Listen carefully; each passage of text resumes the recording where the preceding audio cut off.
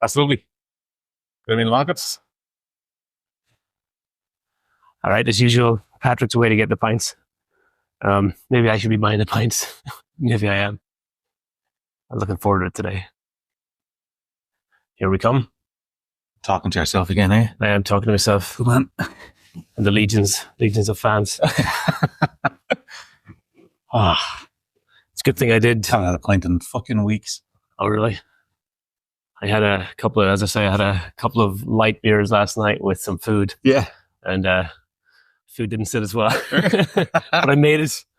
And we haven't seen you since we got back after Christmas. I know, we talked last month and I thought we'd get together. I was sure we'd get together before Christmas. Yeah. But you were back in Christmas, right? You were back at home Christmas. Yeah. Got back on New Year's. Went well? Went well. Yeah, went very well, actually. Yeah. Did. And you're bringing your family back in a couple of weeks, all right? I'm bringing my work team back. Yeah, all right. So the work team back that direction and this, and the family this direction. How are you, Nick? Good. Good. How's it going? Good tonight. Haven't had a first sip yet, man. Looking forward to the first sip, but take my time and be patient with it. So, I'm going home, bringing my work team and their spouses over just for 4 days. Yeah. That's February, I'm being tour guide. Yeah. That's February, next month, yeah. Right. And I've got one of my cousins who owns a minibus company and a tour company picking us up at the airport and good stuff. Driving us around. And then on March the 4th, my mum and dad come over for 3 weeks. Yeah. I haven't been here for that long. Thought she's possibly. Brilliant. Yeah. I might have told you I'm looking at flights at the end of the month. Yeah. I'm trying to set a reward in work. If I hit my goal in work, I'll book the flight the next minute. Well, what's the reward? The reward is just what's the goal? It's bringing in a project for the end of the month. Okay. If I can bring one in that I've got my eye on, then we'll make it happen. Or I just, or else I just the stars align and I book the ticket and then 5 minutes later I get the call. Which things work that way sometimes. Yeah, I think I've given up on the reward approach. I was doing that, and I'd find myself at home maybe once a year, and sometimes not. Yeah, it was too easy to make excuses. It's got to pull the trigger. Just pull the fucking trigger. Yeah. Oh, listen. Cheers, my friend. Without further ado, absolutely. Happy New Year and Sláinte. Cheers to you. So very much related to Shift and to my own business, 3 Advance, and to going home. I was in New Orleans over Christmas. Just after Christmas over the New Year's. I was actually down there for New Year's Eve, which was another story, but I won't get into it at least. Okay. I was really sad, really awful. But I'd gone to a Chinese restaurant earlier in the evening, and I got a fortune. And instead of opening the fortune that I pulled, I passed it on and gave it to Anisha, and then got my next one. Okay. Opened the fortune, and I've never had a more descriptive, specific fortune ever told. It said, what are the usual fortunes? It's like, good luck will come, or, you're a very communicative, these random fortunes. Yeah. It said, in February, your financial situation will improve drastically. Specifically in February as well. In February. So okay. I'm like, bring it on. What's happening? Yeah. The universe is setting us up. So is it Shift? Is it my trip home? That's hilarious. So that was my New Orleans fortune. Excellent. Yeah, as I remember, I texted you as soon as I heard that news to make sure you were all right. Yeah, that was fucking disaster. That's mental. It's just it's crazy. Like I go to New Orleans a lot, and it's like honestly, it sounds maybe people find this hard to believe, but I feel more at home somewhere like New Orleans where people are lighter. They're here around DC. Oh, definitely around here, but people are just more open and more relaxed, and like there's a culture and an art scene which. Certainly in DC, maybe it exists, but it doesn't exist certainly in the same way as New Orleans. And even at home, at home, there was always stuff happening, and always when people are like, let themselves go. Yeah, I feel there's that element of like just up for anything. This mentality of just up for the crack. Yeah, And it took me a while to adjust to DC because it empties out so quickly in the evening. Yeah.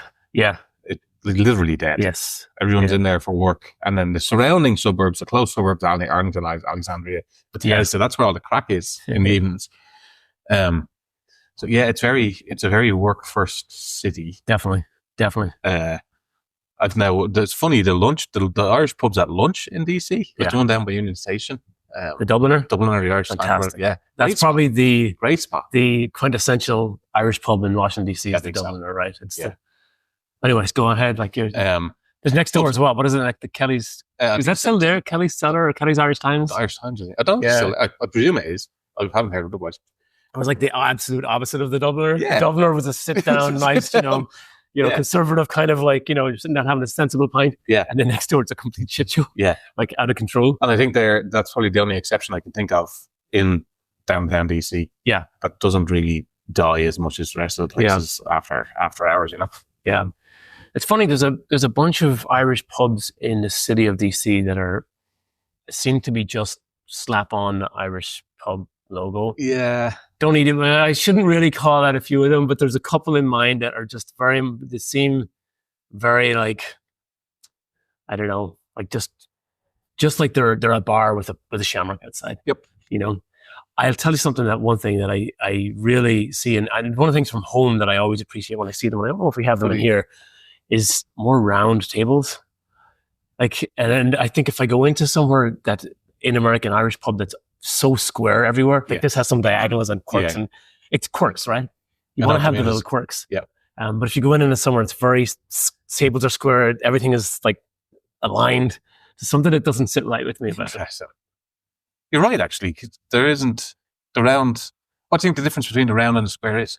One is it's for food. So here you can't have a bar without food, right? All the rules around the pubs, you have to serve a certain amount of food. Yeah. Certainly in Virginia. So and they're making money out of the food, so they want to serve the food. That's my thought. But I like the round table feels a little bit more, I don't know, like it's democratic. Yeah. If everyone's sitting around the table, there's nobody at the edge. So like a booth and a round table are the way to go. I never thought about it, but when you think about sitting around the table. Think about the old Dublin pubs, right? Yeah. You'll have them tiny, small round tables where you're crammed in and you're like... Yeah. The only thing that's on the table is the pints. Yes. And everyone's just on a stool or, or a keg sometimes. Right. Yeah. Just a keg with a cushion on it. Like, fuck's sake. I never actually thought about that. So it's more like the formal dining because the food is so... Yeah. And that's, I think if I ever owned an Irish pub, I would insist there would need to be round tables. Again, you can still serve food in them. Maybe not the tiny round tables, but the round tables, it brings people together. Right. So come here to me. How was Christmas overall? How was New Year's overall? It was good. It was good. Now I was still recovering from the hip surgery. So I got the new hip. And last time we talked, I wasn't drinking. I was off the pints, so I'm back on the pints. It's fucking delicious, by the way. No, it is. It's fucking perfect. But yeah, so I was still, it took a while. Like last month was just getting back on my feet, literally. Yeah. And then Christmas was fun. Kids loved it. Just relaxed. Honestly, I didn't do next to anything until New Year's. So on New Year's Eve day, I went down to New Orleans for a few days. Did you? And I was just for a bit of... I've always thought New Year's itself is completely fucking overrated. Yeah. Like one of my favorite New Year's in recent memory was a couple of years ago at home for it. Yeah. And I stayed at home eating Jaffa cakes, drinking Baileys with my ma and playing Scrabble. I nearly brought Jaffa cakes out here today. I nearly did. I had some at home. I had an entire fucking pack of Jaffa cakes playing Scrabble with the owl on. And it was fucking brilliant. And the New Year's kind of went. And we played Scrabble until 1 or 2 in the morning. It was brilliant. Scrabble and New Year's. Yeah. My best New Year's was actually the year 2000. And it was because everyone had, for all my friends, same kind of thing. We just given up on trying to do anything. Yeah. And we ended up in McGee's pub in Enniskillen. And it was just easy. It was just another night, but the pub was full and everybody was in good form. Yeah. And it worked out. Like it was definitely my best New Year's Eve ever. Yeah. I'll tell you a good story about this one. Okay. So McGee's McGee's is one of the pubs I would have hung out when I was like 16, 17, 18. Yeah. When I was in a band when I was younger, that was our first gig was at McGee's. Yeah. Fucking brilliant. And it was like, we were terrible, but what did you do in the band? I sang. You sang? I sang. Whiskey in the Jar, the cover, the Tim Lizzy version was our... I don't know if I'm going to ask you for a rendition. It's not going to happen today. No. But I don't know if the world needs to hear that. We did it. We actually had a little spot on the radio. We had a spot on BBC Ulster one time. We're coming to Enniskillen. This is a good one. And it was like, oh God, what was the name of the show? It was somehow biddies show. It was like at 3 o'clock on a Friday afternoon. And somehow my friend Ronan, who was in the band, his dad was a promoter. Yeah. So he was a promoter for, I think it was Aiken Productions. So they would promote like Irish country music and all that sort of stuff. Yeah. But he had somehow got us hooked up with this BBC Ulster were coming to Enniskillen. So anyway, we're there. We kick off the show at 3 o'clock. And this is like a show for like old ladies, like old men sitting around. Do you mean you went live on the radio? Yeah, it was a live show hosted in the Fort Lodge Hotel in Enniskillen, in the pub area. So it was like pretty much we were all crammed in. It's the rock man crammed into the corner. And it was all, I remember I can't remember the name of it. I'm going to have to look it up afterwards and put it at the bottom because it's the name of that show. But the guy is now, like, it's like fucking people who are listening to Daniel O'Donnell would be listening to it. Anyway, we come on, we kicked off the show at 3 o'clock playing fucking Thin Lizzy's Whiskey in the Jar. It was fucking loud. Like, our drummer was a maniac. Oh, God. So it was like 3 o'clock in the afternoon. These poor old ladies sitting at home listening to the radio were like fucking hit with this like blast of sound. Well, yeah, that was some crack. So what other experience do you have with being on radio and TV? Oh, I was on. I got some funny ones too. All right. I was on TV a couple of times in Fox 5 News, doing an early morning show talking about Apple announcements. I did that twice. The Apple announcement? Apple. So like, the Apple WWDC, the tech event would happen in San Francisco, and then they would want someone in to talk about it. And the guy who usually does it is good friends of me, and he was like, hey, stick Paul on, he'll do it. So I did it the first day. It was like about 9 o'clock. It went really well. Yeah. I did it the second time. It was 6:30 in the morning. I was like, so you were an expert talking head. Yeah, pretty much. For Fox 5. Yeah. Oh, that's cool. So it was a fun time. Yeah. Yeah. The highlight of that, I'll tell one more story before I break down. The highlight of that was walking into a pub. It was actually an English pub, the Elephant and Castle in DC. Walking in there, and the barmaid, or the waitress who had always served us, like, it never sort of spoke to us at all. Yeah. We walked in as a group one time. She goes, "Hey, you're the guy on the TV." You got recognized. Fuck off. She knew me before, but I think it was like, she happened to be watching. So that was like my 15 seconds of fame. Yeah. I've never been recognized like that before. It's a good one. I was on, do you remember there was a show called The Grip? Yes, that sounds familiar. Yeah. Our kids. It was, your man. What was that? I can't picture it. It was a sports show or special interest show where they'd kind of push less common things. Was it the American football? One of the host was, he's now one of the big commentators on RTE. I can't remember his name. But it was an RTE show, and they played American football. Yeah, definitely a special interest or smaller thing at home. So I was on it twice. They came and filmed it one night, around when the Pittsburgh Steelers are playing that one time. Yeah. But then they did it again, and they took us up on a train, me and 2 other Dublin lads. How old were you at that point? What was that? Probably 19, a couple of years before I left. That's fast. Yeah, about 19. Love it. And they took us up. So the crew, the 2 hosts, me and 2 other lads went up to Belfast and recorded it in Carrickfergus. Ended up getting a taxi to Carrickfergus, and they filmed an episode there. Yeah. Which, so what was it? A cool experience. Yeah, You know, but it was funny trying to do stuff with only 3 of us against 3. They were trying to explain the sport, sort of.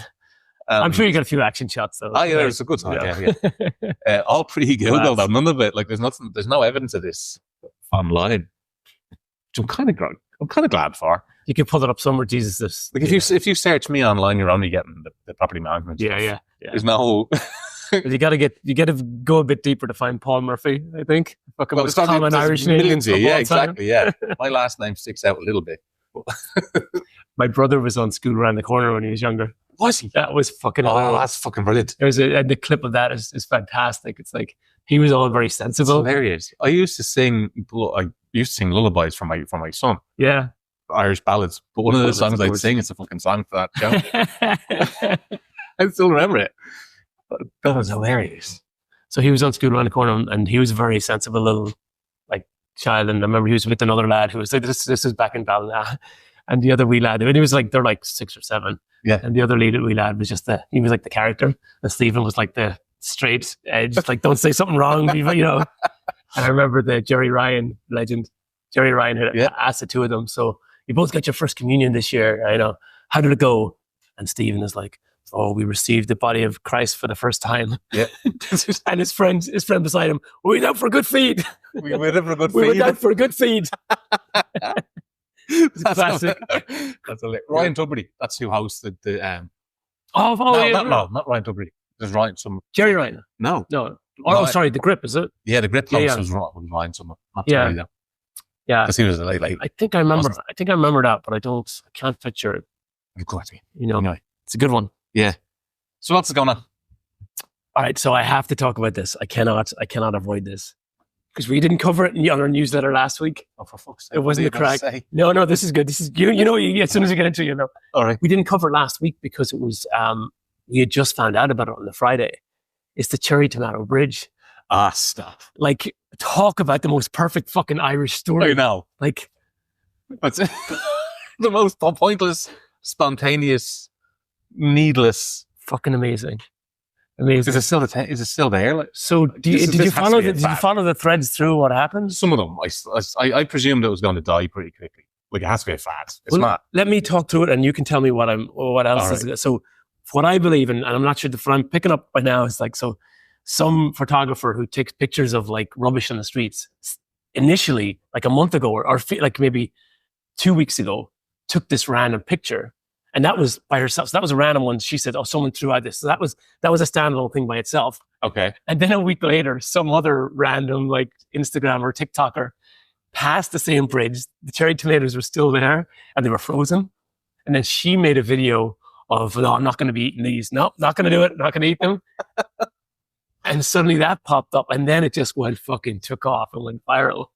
And at this point, it's turned into like the cherry tomato shrine. Yeah, that's what I heard as the shrine. That's what this. We should right. So there's a bridge in Drumcondra, along a famous canal in Dublin, that has suddenly become a focal point on social media because someone put some cherry tomatoes on the wall of the bridge. How can you explain this? This is like to a non-Irish person. Like, it doesn't make any sense. No, it doesn't. But go on. Yeah. Now I'm looking boring myself saying it. But that's how shite it is. But it's just like it's everyone loves it. So like, it's thousands of people are going up dropping off everything from tomato ketchup to like cherry tomatoes to everything. Tomatoes without the E as well. By the way, Craic was one of the things I read as well. So it's turned into the cherry tomato shrine, and loads of people are writing reviews on. You need to check out some of the reviews on Google and on a Yelp, and all people are reviewing the cherry tomato shrine. So it's blown up into this like mini cultural phenomena. But it's just, this is the typical fucking Irish thing. Someone jumps in and does something silly, and everyone's like, get the crack going, lads. Come on. It's the sure why not approach, right?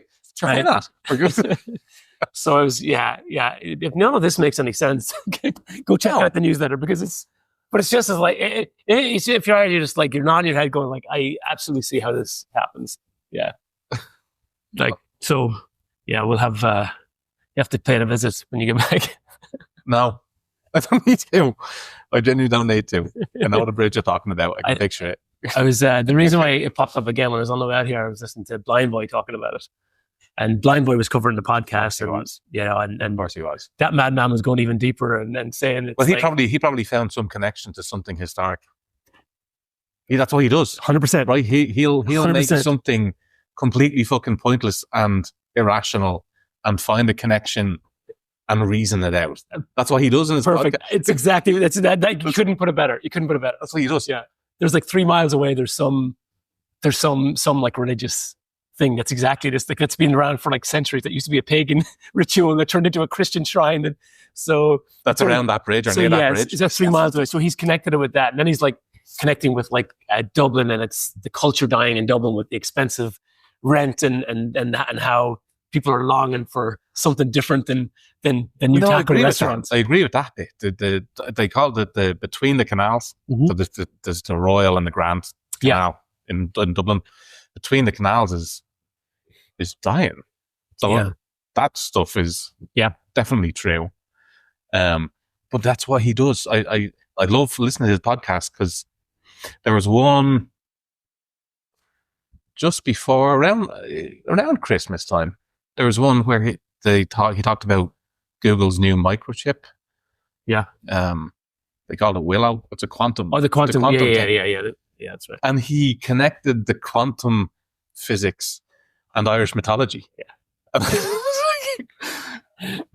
Listening to it going, geez, that's actually fairly plausible. We're talking about quantum shite right now, and he's talking about Irish mythology and the duality of the both. Brilliant stuff. He's a mad bastard and a funny. He's amazing. He's incredible. I was actually just thinking about this lately, and so there's Blindboy, who I guess you consider him. He's definitely done a lot of comedy or whatever else. Now he's getting more into it's wild. Podcast is incredible. Cultural. It's funny. And because he won't sign with anybody, he's got the freedom to do the flexibility to. Well, he's got like millions of listeners in there. He's like that's millions of fucking weekly listeners. It's incredible. What I think is hilarious is that he might start a podcast with this is what we're talking about. Yeah. And then he'll go on a 45-minute diversion about something interesting, completely unrelated to what the point of the podcast was when he started off. There was a podcast I was listening to I started listening to Blindboy through the pandemic. That's what got me on it. And again, it was just like wanting to reconnect with home because I couldn't fucking go home. Yeah. there's also a comedian, and then this was going to get to is like a bunch of, seems like there's a slew of comedians that are rising, comics that are coming out of Ireland, where like we didn't have this culture of this massive culture of comics, which we do right now, right. Comedy clubs back home, which is contrary to kind of what was said a minute ago about losing some culture. I don't think it's just comics though, it's the arts. Yeah. It's the acting, the writing, the comics. But I feel like the comics thing wasn't as big a thing. It's certainly, we didn't have comedy clubs in Ireland when we grew up. Like, well, that was fucking funny. We were didn't need it. Everyone was a fucking comedian. It was exactly like a fucking comedian. Yeah, there was. I went to school with a lad. He grew up around the corner. His name's Kieran, and he is in the arts. He does spoken word poetry. Nice. And I've seen him. He's had one or two kind of big shows. And he's on a national tour around Ireland. It's brilliant. For one of them right now too. Yeah. But it's not just comics. Yeah. Is the point. It's the arts is really resurging, I think, along with the language, right? Yeah. The language is coming with it. And it's easy to go global with it. There's a lot of critique though of Dublin. Like, and again, because Dublin is so fucking expensive and so difficult. Yeah. That is like, there's like that, that's just, it's not. That's what Blindboy was getting at today. He was saying that, and again, I'm a little out of the loop, obviously, but he was saying that in Dublin, artists are finding it very difficult to fucking survive. And there's less things in Dublin than there would have been before. Yeah. Now, I'm sure across the country it's different, but it's harder. He's like, it's far too hard. He said anyone that's doing the arts in Dublin, they're living at home with their parents. Like, there's no other way to do it. Like, artists don't do it for the money. They do it for the passion or the. Yeah, passion is probably a better word. I was going to say vocation, but it's not vocation. It's more. But they've got to survive. Like, they've got to survive too. I know. Which again, Ireland's better than most. Ireland gives like benefits to artists that doesn't happen in other countries. But if you're using words like, and I think this goes for any city, if you're using words like luxury to describe what you're building, in terms of residential housing, you're excluding artists. Right. Yeah. Because luxury implies wealth. But even in Dublin, like right now, like fucking, it's not luxury. €1 million homes are not fucking luxury. That's a whole separate discussion. No, I get that too. Anyway, let's not get into that one because it's a fucking rabbit hole. That's a well. Yeah, exactly. Speaking of wells, my man asked me to go when we go home. Well, not next time, but when I've got more free time, up to the Shannon Pot. What's the Shannon Pot? It's the source of the Shannon. Up in Cavan. Okay. Not terribly far from. That's probably something I'm sure Blindboy or one of those historians that we were talking about on the newsletter. Well, I know it has historical connections. It used to be a well. Yeah. Blah blah blah. Like it's because it's the actual source of the River Shannon. Yeah. But that's pretty cool. So that's one of my to-do list things. I was looking, and this is another one as well that I want to cover. I want to get into as well. I came across this recently. It was like a St. Bridget's festival. Yeah, she's kind of exploded in the last couple of years because she's given her own holiday. Well, there's the February holiday, and then there's a festival that happens in the Curragh, in Kildare or something, I think. Oh, so they have a huge festival a few days long, and apparently St. Bridget, who was like an appropriated saint. Yeah, Bridget was like a mythical Irish figure, way back, and the church just decided she's one of us. The only thing I ever knew about her was the cross. We used to have the cross. That's right, St. Bridget's cross. My mum would take us out for a walk and we'd do all the stuff like it as reliably. We'd make fucking 10 or 15 of the things. I never made them myself. Somebody always made them. Yeah. But that's a fun activity now. Yeah, like my sisters have definitely passed that down to their kids. Like that's been a generational thing in our that's a really good one. Family, yeah. But and they're beautiful. They are a nice. They're a little Celtic symbol. Totally. Yeah, Yeah. But it's fascinating. This one, that's the kind of stuff that Blindboy gets into as well. It's like the origins of a lot of the Christian stuff that started like thousands of years before in like pagan Irish culture. Yeah, and even we talk about that all day as well. Like all the dates and all the patterns that existed way before. Yeah, the church arrived in Ireland and how they picked them up and integrated them. Yep. But the comedy thing is interesting to me. It's like we had so during the pandemic there was I was going to say Brilliant Shane. There's this guy called he called himself Brilliant Shane. Okay, and I'd seen him on Facebook making videos, and I started following him. And he had a podcast for 2 years or a year and a half in the pandemic. Yeah, and it was one of those things that he connected me with Ireland when I wasn't able to go there. Yeah, and it was like he's from Limerick as well, so it's like very much west of Ireland, fucking madness. But I started to listen to him then, and then I follow his circuit, and I've never seen him, but I see him hitting up these comedy clubs that never existed before. Okay, and then seeing and again, we've had comedians coming over here in the past. But it seems like there's more and more coming over. I regret, and this is one of the reasons shift is important. I regret not seeing Tommy Tiernan. He had a tour, North America tour last year, and he's fucking brilliant. He's fantastic. I went down a complete Tommy Tiernan rabbit hole with his show. Yeah. Have you seen the show? Yeah. No, I've seen it. We don't get it here. Just get the VPN sorted. You get it here soon enough on RTE. I'm your tech guy, Patrick. That's true. Okay, fair enough. Well, have you watched it? I love the fucking concept. Absolutely. Love the concept. I'm surprised no one has picked it up in other countries yet, because it's a great concept. Brilliant. And it allows him not to do any homework during the week. Exactly. Yeah. So he doesn't. That's it. He doesn't know who he's going to be interviewing, right? Yeah. So for those who don't know, the Tommy Tiernan show is a chat show where the host of the show has no idea who's coming out to talk to him. So he gets to see them walk out and then create a conversation. With those, and it's brilliant. It's an amazing amount of skill, first of all. Yeah. I mean, it's just a fucking chat, right? Exactly. It's just like there's just show up and start talking. Yeah. But it's great. It's great. Yeah. I saw him, I think it was Dara O'Brien was another comedian, another comic. He was on, I think last week or recently anyway. I'd seen some clips of it. I did catch Dara O'Brien was in Washington DC last year, I think it was, or year before last. Brilliant. Yeah. Brilliant. He's a big lad. Big. So we were sitting in the pub afterwards. I think it was an Irish pub in, I can't remember the name of it, but in Eastern Market. And he came in afterwards. And he was looking for friends. Dara, come on down. As you do, yeah. No, lads, I'm good. Yeah, excellent. But he's brilliant. But there's so many doing this circuit these days. It's class, and that's what. Can we get this? That's what I want. I want to push that. I want to like increase that. I want to help that. I want to. And that's what shift. That's just one of the facets. Yep, it's one of the facets. Like, let's fucking build people up. Let's give people more opportunity to fucking spread this around. Yep. Because people love it. Like it's great. Do you think do you feel the countdown for Paddy's Day?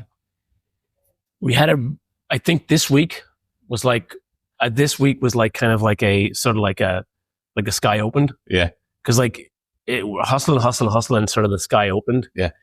And there's basically for St. Patrick's Day, we're releasing Shift for St. Patrick's Day, ahead of St. Patrick's Day. We'll get launched early as possible in February, where we'll have basically the ultimate guide to St. Patrick's Day around the world. Yeah. So we'll have all the parades, all the events, everything that's happening from like the Irish dancers in an Irish pub all the way up to like the New York St. Patrick's Day parade. But we've got a really fascinating way that couldn't have been done a few years ago.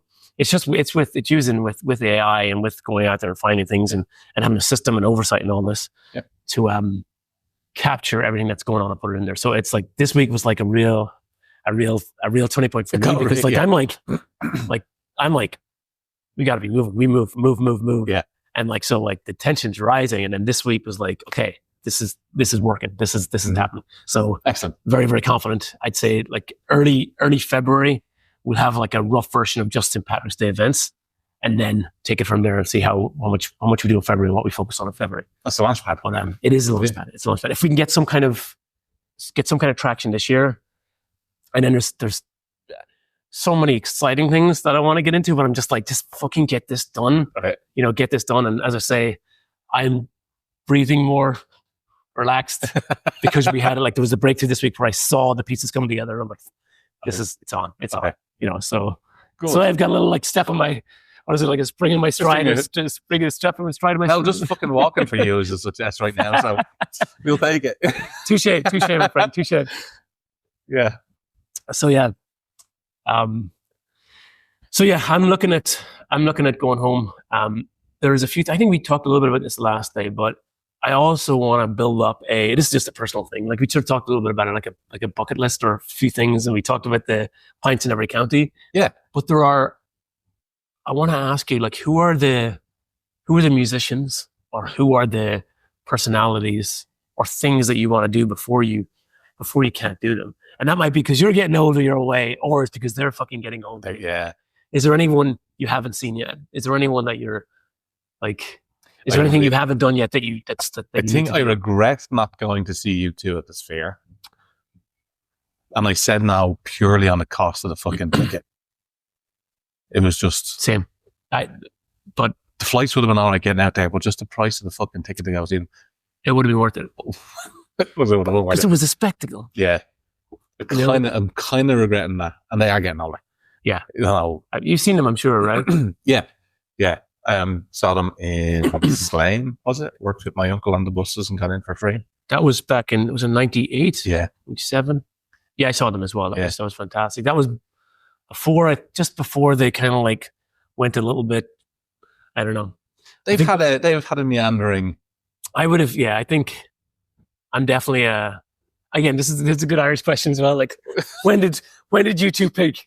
What's the peak? And I think most people will answer like Joshua Tree and Rattlin' Hum. Is that your go-to? I think having seen what is the Songs of Experience? Is that the last one they put out? Where they're basically reinventing the whole album, reinventing songs. It's something like that. I think Songs of Experience is the last, and it's the one that goes along. What I was really impressed with was his book. He wrote a book called Surrender. I just started the book. And I'm not really, I prefer reading a paper book. Yeah. But I listened to that on Audible. Yes. And he narrated it. Yep.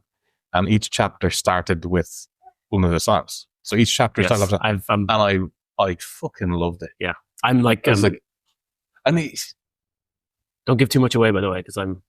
Oh, yeah. No spoilers. Yeah, got it. No, it was just really, really well done. Yeah. And the other Irish person's book that I read on Audible was Sinead O'Connor. And I read it before she died. Yes. But then I read it again after she died. Yeah. Or listened to it again after she died. And she narrated as well? Yes. Something special about it when she's socially awkward enough and it comes across so fucking vulnerable in the book. It's absolutely fabulous. Yeah. And I didn't realize she had as tough a life as she had. Yeah. Fucking legend. Yeah, absolutely. She's we lost too soon. It's like and it's Dolores O'Riordan. I was going to say that's the one that fucking got me. My mom called me to tell me that because she was my first album. The Cranberries was my first album. Was my first concert. Damn. And that actually made me cry. She told me. Yeah. Caught completely off guard. I think that's it. I think it was called because like, what do you call him? Shane McGowan you've been kind of expecting it for 20 years, 30 years, 40 years. There was one time about a decade ago, he was on the Late Show, and I was like, oh, Jesus fucking Christ. I'd seen him live. In an awful state, yeah. And I'd seen him live, and I was like, and that was like 22 years ago. Yeah, but he kept on putting it out. Fucking crazy. But does it feel like, have we grown up in a time of some of the best Irish people coming out? Or do you think our parents would feel the same way? Do you know what I mean? Like things is it's just different. You can't. It's impossible to say. Yeah, you know, like who's the biggest Irish act at the minute? It's probably like Hosier. I'll go with that. That's fair. Yeah, like yeah, he's putting out some great stuff. You know, and again, I'm sure if you're a Hosier fan, like if you were kids now, we'd probably be fucking going into that sort of stuff. Where then in 20 years' time, we'd be like, that was the pinnacle. You know? Yeah. Very unfair. I don't know. Like it's probably unfair, but you know, it's hard to tell. Like it's all perspective and memories and everything. That's true, but Hosier is going to have the same effect on people 20 years younger than us that Dolores and the Cranberries had on us. Yeah, there's going to be people that he was my first album, or he was my first concert. Yeah. So let me ask, because one of the reasons I'm asking is like every time I book tickets to go home, I'm looking to see if Christy is playing and I can get tickets, and I can never get fucking tickets to Christy Moore. I'd say you'd have to book and then wrap your flight around. Yeah. Wrap your plans around the concert rather than you know. Have you ever seen Christy? No. He's the fucking. Yep. He's the one. He's the one that I'm gonna. I had tickets for him at Vicar Street, but I had appendicitis or something. Like there was some fucking stupid, annoyingly real reason I had to. Yeah. Yeah. So Christie's won. Van Morrison, maybe. Are you into Van at all? Never saw him. Never really. Van Morrison is like there was a tribute act of Van Morrison last Friday, and I thought it was Saturday, and I was gonna go to it. It was at the Falls Church State Theatre, so it's like okay, yeah. Van Morrison cover band, in Falls Church. It is fair enough, but I would love to see it. And one of the reasons why I wanted to go is like if you go see Van Morrison, he's got a terrible reputation. He's a bit of a bollocks. Yeah. Like he's like so he wouldn't play all. And I listen. Any artist, they play whatever they want. I totally get it. Like you don't expect him to play everything from a long time ago. Yeah, but he's definitely uptight and he got an attitude about stuff. Like he's got a reputation for treating people like shit and all that stuff. Come here, but he's a fucking genius. What was the fucking question you asked that got us off on it? What do you? Because Christy is my what do I need to see before I die or before he dies? What is the bucket list? What is the thing that you need to do? Or it could be an Irish act. Like who if they die, you'd be like, what the fuck? Probably, I imagine you two are going to do one more fucking go. Yeah. And I want to be at their Dublin gig on their last. Or their final show. Yeah. That's the one you'll go for? Yeah. You have to. Yeah. Because they'll be fucking. You should have gone to Seville. I wonder if you had mentioned it to me or if I had mentioned it to you, we probably would have went. Because I'd looked at it. I kept looking at it. Yeah. I looked at it like about 20 times. And I think the ticket included a night in the hotel associated with whatever fucking thing the singer's owned by or whatever. It looked spectacular. Yeah. I don't have many regrets because I usually fucking pull the trigger and I feel spontaneous, but it was just. Yeah. In my mind, it was like, that's the most expensive fucking concert ticket I will ever pay for. And it was probably worth every but penny. Whenever you go all out to do something like that, it's fucking worth it. Yeah. You know, it's like, you know, yeah. So, no, I regret that. Actually, you too, you were saying your first album was Cranberries. Cranberries, yeah. Mine was U2. Mine was Yakton Baby. Oh, was it? Which to the day is my favorite album. Yeah. It wasn't at the time. And then as times passed, I'm like, coming after doing what they did with Joshua Tree and Rattle and Hum, and suddenly they did that. I'm just like, fucking amazing. You know, like just and they're one of the most divisive groups in the country, I think. Oh, absolutely. Bono is like they fucking hate him. Yeah, absolutely. Yeah, mad. But it's funny. I was actually talking about U2 to some Gen Zs just this week. Okay, and they were talking about how fucking U2 that they hated them because of what Apple did a few years ago. Yeah, put the fucking Apple put the album on it. And these old grey white dudes all excited about U2 getting on it. Yeah, they put it on without telling people, and then wouldn't let people delete it. Yeah, that was. What the fuck are you doing? Experiment. That's what they do now. They fucking experiment. I understand for them. They're like, yeah, let's do it. But there's a generation that were like, our generation of potential fans that were like, what the fuck? Yeah, okay, fair enough. But at the same time, the fact that Gen Z wasn't Gen Z when the fucking app went or when the album went on, that would be millennials. But the fact that they were young and they didn't know what the fuck it was. Yeah, but they still fucking know about U2. What's Gen Z? I'm getting mixed up. Gen Z is now. Millennials will be just before Gen Z. Okay. What's in between? Because Alpha's now, Gen Z. Because the new one is Alpha, isn't it? The next one's Alpha. Okay, yeah. So my kids are Alpha, right? No, I think oh, for fuck's sake. I remember. Maybe you're right. I don't know. I don't fucking know. I don't. But that was about 20 years ago. When they put that fucking thing on the. That's how long it was. It wasn't that long ago, because it was. Could be far off. Was the iPhone. All right. Because it must have been after 20. It wasn't. It must have been like 20. It must have been 10 years. 10 years ago. Okay. 12 maybe max. Okay. So it's like. Check that out. I don't know. But my point of that was, U2 when was their first. The 70s? Yeah. 70s, 80s, 90s, 2000s, 2010s. Was that six decades? Yeah.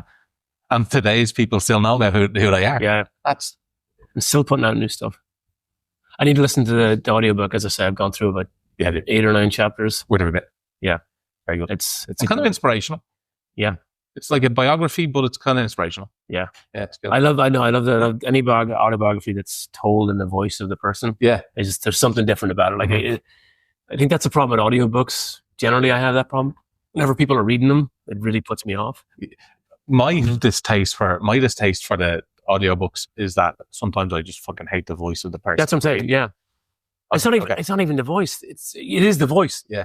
But it's how they speak. You're like, they're going up and down at the wrong points. And I'm like, yeah. You're not, that's not a surprise. that sentence wasn't so a surprise. Yeah. You know?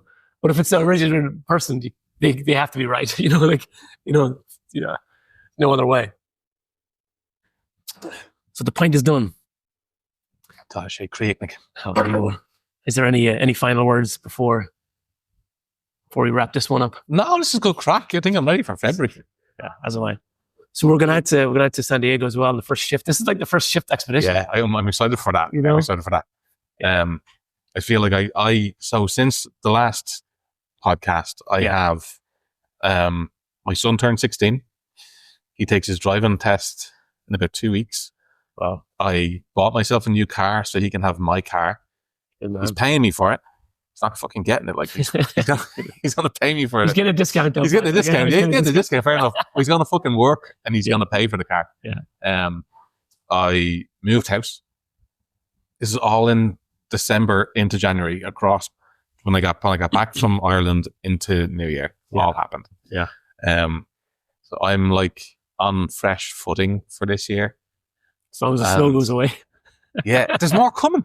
So they're saying there's going to be another 2 to 5 inches on Sunday. Oh, Jesus. And the high, what is 12 Fahrenheit and Celsius? Between fucking minus 15 Celsius or something. It's going to be a high next week. Listen, Patrick, between you and I hope it's very fucking cold on Monday. On Monday? Very fucking cold. What's on Monday? On Monday is a bank holiday. It is a bank holiday. It's also the inauguration. Oh, for fucking... It's very fucking cold. It's fucking inauguration. Oh, it's very, very cold. Oh, yeah. Very festive. Yes. You know. So, yeah, I'm done with the cold. I like the brightness in America. That's the one thing. I do like how bright it is in this area at this time of year because it's not fucking bright at home. So as soon as December 22nd, my mom will start joking about the stretch in the evenings. Oh, really? So, every fucking year. Every fucking year. I like your man because I do. 21st is the turning point. This, 21st is shortest, exactly. I got one for you. What? Sorry, I don't want to cut you off. Yeah. Newgrange. Yeah. Newgrange on fucking the on December 21st fucking solstice. Yeah. Yes, there's a good fucking bucket list. Yeah, but you got to put your name on that list years in advance or whatever. That's why. Again. No, fair enough. Isn't that a thing? That's like It'd be and then get very lucky. Spectacular. But yeah, they have a lottery. They have a lottery for people too. I want to go to Skellig as well. Skellig Video. I've never seen fucking Star Wars. Fuck Star Wars. It's okay. That's the problem. Fuck Star Wars. Okay, thank you. Because fuck Star that's Wars. better. I thought I was like presuming you were going to go to fucking Star Wars. No, fuck laying Star with that shite. Fuck Star Wars. I swear to God, I remember in first going to the secondary school, we had, what was the name of the history book we had? Living in the Past. Or the, do you remember? We had the same book. So the European history of the Irish? No, the Irish, our history book in secondary school, first to third year, there was like this Living in the Past or something in the past. It was like book 1, 2, 3. Okay, fair enough. So no, I would literally, if I could buy, I don't know what it's, I can't even remember what it's called. Footsteps in the Past, maybe? Okay, Does that sound right? That's ringing a bell. It's something like that, but it was like, from first to third year, junior cert was like these 3 history books. And I remember seeing a photograph of Skellig Vehil, and it was little section, a couple of paragraphs. And I was like, yes, want to go there. And then I didn't go. They never fucking, and then fucking Star Wars and every fucker out of under the sun is going out there. Yeah, I have heard. I would rather see Skellig Vehil than Star Wars. Of course, fucking like fuck Star Wars. Lemo's like, we're going to make you watch Star Wars. Something you're going to watch it. You've never watched it? No, I've never seen that. Don't worry about it. Don't worry. No. And it's kind of a Christmas movie when you were growing up, I think, or it became a Christmas movie at some point. Managed to fucking miss it somehow. No, never saw it. Yeah. Apparently, I've heard, though, it's actually to our benefit, the Star Wars thing. This is a weird thing. Apparently, lots of American tourists book Skellig Vehil. Yeah. So they book the fucking, because you're only allowed to go out if it's good weather. Yeah. And once or twice a day. Yep. So it's good. They lock it down, whatever else. But apparently, a lot of people don't show up. So if you just get up there, go down. Really? Go down a couple of days. You might just get about a spot on it. Interesting. So like, you play the other game, you know. Yeah. If it doesn't happen, it doesn't happen. But Skellig, that's a fucking bucket list one. You know? Good chat, Paulie. You know, I want that history book now. I can't remember the name of it. I remember 5th and 6th year history. I did higher level history for the Leaving Cert. I fucking loved history. Me too. Yeah. Do you remember the higher? Did you do higher level history in the Leaving Cert? I didn't do Leaving Cert. I fucked the way off to did you? Northern Ireland. Right. Oh, that's so right. I got whatever the fucking G. No, that's the American one. What are they called? I did junior cert, then GCSEs. GCSE, that's the one. Yeah. So like I had a taste of almost everything. Oh no way. But the higher level history test in the Leaving Cert was the hardest test I've ever done. You walked in and there was a sheet of paper. Yeah. One sheet of paper with 3 sections on the front and 2 sections on the back. The first 2 sections were early Irish and modern Irish history. Yeah. And then the third section was early European. You flip it over and it's modern European. And then the second one on the back was a special topic, which is basically like American history or something else. No, it was like you could pick anything. Oh. And write a thesis on it. And really? Basically just, So I did the special topic, and I did the impact that air warfare had on World War I, which was really early in the flight history time. Yeah. So it was quite fucking niche. You get into that though, did you? 100%. Yeah, 100%. And then you just have to regurgitate. So that one you just regurgitate. Yes. What you've learned, right? Yeah. So, but the other questions are just. So let's say modern European, right? There's 4 or 5 choices in modern European, and all you'd get would be something like Winston Churchill played a defining role in World War II. Discuss. Yeah. So fucking. And you just have to go write a fucking essay about it, like. Yeah. And if you didn't have names and dates and places, the names spelt right, particularly like they were very, very strict about getting the details right. So spelling people's names was equally as important as remembering the date shit happened. The Leaving Cert is fucking hard. Like it is. I'm glad we did it. That's like what is it, 6 or 7 subjects? Yeah. To go that deep in 6 or 7 subjects, because like you go have a fucking lot deeper than you would here. And in Northern Ireland, you had the A levels where you'd go a little bit deeper, but you could only have to do 3. Well, I had never seen the fucking fill the bubbles in before I came here. Like multiple choice, or fuck, like well, what's the scantrons? Is that what they call them? Oh yeah. With the bubble things. I'd never seen one of those before. Yeah. That's how they do the whatever they call them. But even do it next year. Yeah. Easy. Easy, Shag. Easy. Yeah, anyway. Probably similar to grumpy old men at this point. That's what we do as well. Like, but that's the crack. That's enough for one month.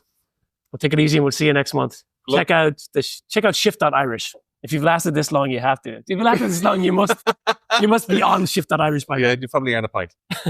Exactly, yes. We owe you one. All right, good man, Pop. Wrap it up. Good stuff. So, all right. Is that bad? 12. Sweet. All right.